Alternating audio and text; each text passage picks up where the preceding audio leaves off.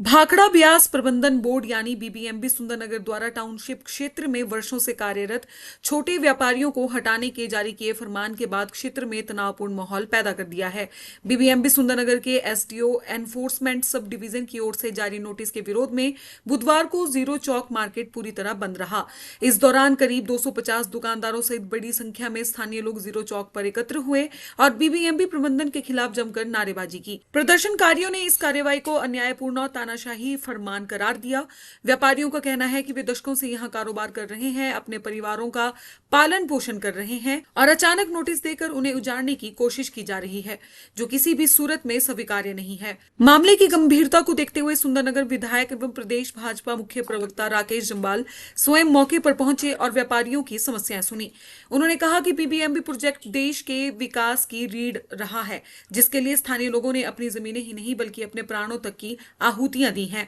राकेश जम्वाल ने कहा कि प्रोजेक्ट क्षेत्र में आज भी पर्याप्त जमीन खाली पड़ी है, इसके बावजूद वर्षों से कार्यरत व्यापारियों को हटाने का निर्णय दुर्भाग्यपूर्ण है। उन्होंने बताया कि इस मुद्दे को लेकर स्थानीय प्रशासन और बीबीएमबी प्रबंधन से संवाद किया गया है और जल्द ही इसका समाधान निकाला जाएगा। यहाँ सुंदरनगर में बीएसएल प्रोजेक्ट में यहाँ जो बीबीएमबी की कॉलोनी है, यहाँ पर 17 दुकानदारों को नोटिस दिए गए हैं और दुकानें तोड़ने के लिए बीबीएमबी के प्रशासन ने कहा है। ये जानकारी जब मुझे स्थानीय व्यापारियों द्वारा व्यापार मंडल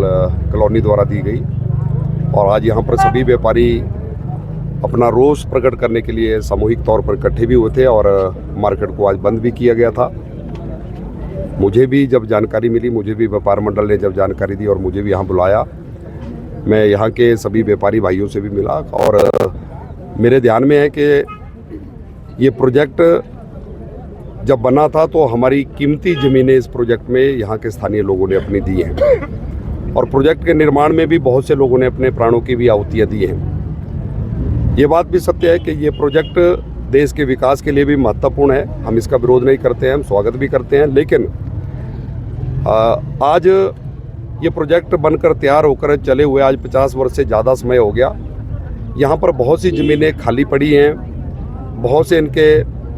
जो स्टाफ के लिए क्वार्टर बनाए गए थे वो भी खाली पड़े हैं, जिसके कारण से यहाँ जंगली जानवरों का भी आतंक रहता है। बहुत से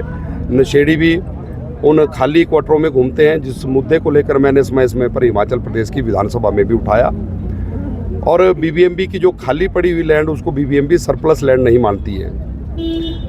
लेकिन यहाँ पर जो व्यापारी पिछले अनेकों वर्षों से अपने परिवार का पालन पोषण उस छोटी सी दुकान के माध्यम से कर रहे हैं, आज उनको नोटिस दिए गए कि वो दुकानें, अभी 17 लोगों को नोटिस यहाँ पर दिए गए। मैंने बीबीएमबी प्रशासन से भी बात की है और ज़रूरत पड़ेगी इनके चेयरमैन से भी बात करेंगे और ज़रूरत पड़ेगी तो भारत सरकार के मंत्री से भी बात करेंगे कि जो लोग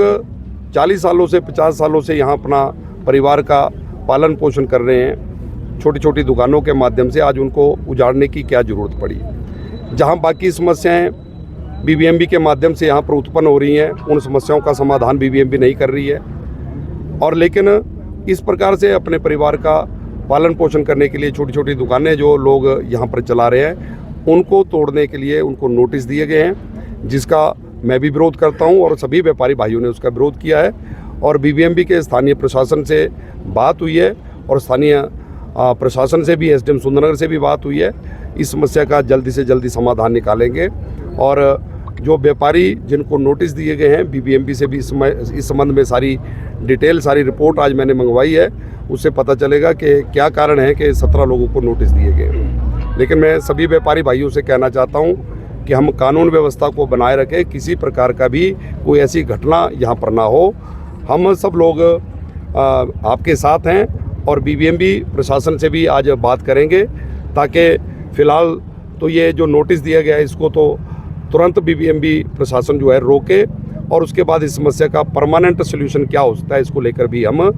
बीबीएमबी प्रशासन से बातचीत करेंगे। क्योंकि निश्चित तौर पर जैसा मैंने कहा कि ज़मीनें हमारी हैं, प्रोजेक्ट भी हमारा है और यहाँ के स्थानीय लोगों का इस प्रोजेक्ट के निर्माण के लिए बहुत बड़ा योगदान है, लेकिन लोगों को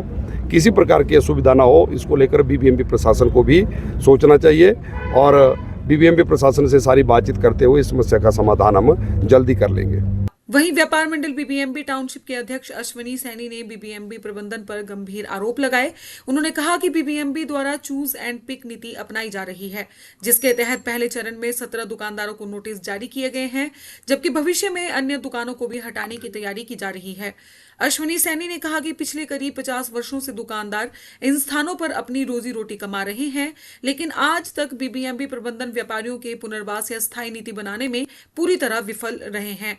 उन्होंने आरोप लगाया है कि हिमाचल की भूमि पर विद्युत परियोजनाएं स्थापित कर बीबीएमबी अरबों रुपए की कमाई कर रहा है, लेकिन जनहित में एक भी ठोस कदम नहीं उठाया गया। व्यापार मंडल अध्यक्ष ने मांग की कि बीबीएमबी तत्काल अपनी नीति स्पष्ट करे और 17 दुकानों को ढहाने के तुगलकी फरमान वापस ले। बीबीएमबी द्वारा जो है पिक एंड चूज पॉलिसी जो अपनाई जा रही है और इन्होंने जो है तकरीबन 17 दुकानदारों को जो है नोटिस जारी किए हैं और इनकी जो आगे भी और प्लानिंग है। जो दुकानदार पिछले 50-60 सालों से जो है यहाँ पे दुकानें कर रहे थे, उनको जो है नोटिस थमाए गए हैं। ये वही दुकानदार हैं जिसमें जो है या तो बीबीएमबी द्वारा जो ज़बरदस्ती जो है उनको रिटायर किया गया था, रिटेंची हैं बीबीएमबी के, उनको काम के दौरान जब ये प्रोजेक्ट कंप्लीट हो गया उसमें जो है इनको ज़बरदस्ती रिटायर कर दिया गया। वही लोग हैं, उन्होंने फिर यहाँ पे छोटी दुकानें रेडी फड़ी लगा के जो है अपना रोजगार जो है चलाया, अपने परिवार का जो है भरण पोषण किया। तो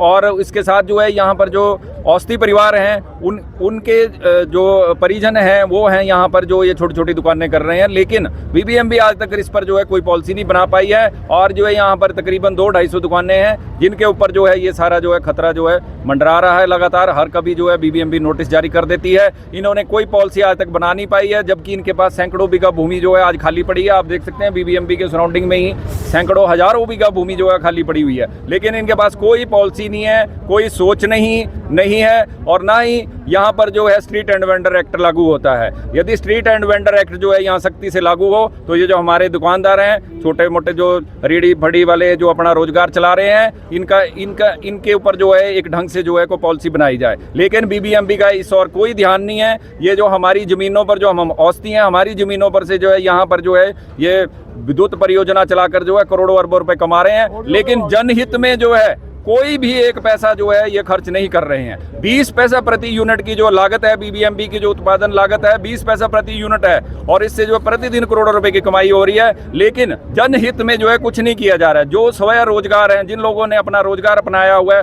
60 साल उनको हो गया, उनको उजाड़ने पे लगी हुई है बीबीएमबी। बड़े ही शर्म की बात है। हमने जो है इस संबंध में स्थानीय विधायक महोदय से, एसडीएम प्रशासन वगैरह से भी बात की है कि इस संबंध में जो है ढंग की नीति बनाई जाए और ये जो तुगलकी फरमान है इससे जो है हमें निजात दिलाई जाए। फेसबुक पर पोल स्टार हिमाचल का पेज लाइक करें और यूट्यूब पर हमारा चैनल सब्सक्राइब करना ना भूलें।